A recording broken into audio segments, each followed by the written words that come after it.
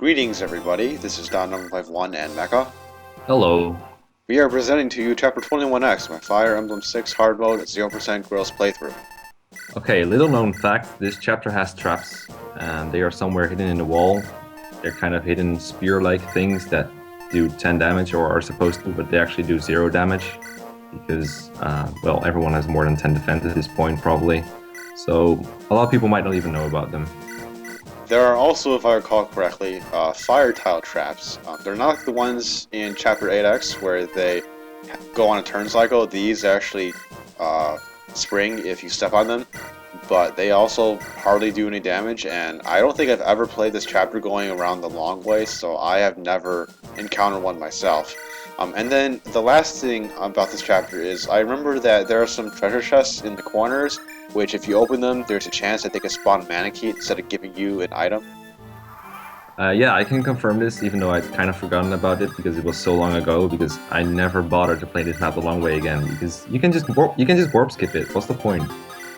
Yeah, this is one of like the most canonical warp skips possible. I mean, it's literally just warp boss killer, warp lord, kill boss, seize the throne. And so basically every other unit that we have to play in this chapter is just going to spend 2 turns grabbing their hands on whatever items they can get and using them to prepare for the upcoming maps. We've touched on this several times in the run already, but in this game you cannot use items in the preparation screen, so that's why we're using them in the map here. Yeah, some people don't have the time for that because they have to do other stuff like the warp itself, and or using hammer to repair the warp stuff so we can use it more later, or using the torch because in this game you can't actually warp people into the darkness. Roy's insurance company doesn't cover just blindly warping people into somewhere, so they want you to do it where they can actually see. This ain't Fire Emblem 5, yo. In Fire Emblem 5 you could warp a unit into Fog of War, and in that game Fog of War was actually pitch black, so you could just kind of warp a unit into the middle of nothingness, and as long as he lands on a traversable tile, he'll be okay. Speaking of other Fire Emblem games, Mekkah, I heard that you recently started playing Fire Emblem 9. Yes, more like Fire Emblem 99 Problems. I really have a big dislike for that game, and one of my biggest pet peeves, and I've used this before in a previous take, but I'm gonna do it again because it's so stupid. There's these little booster bonus rings items that you can equip on about anyone, but you can only equip one at a time. But even if it's the only one in your inventory, unlike weapons, it will not auto-equip.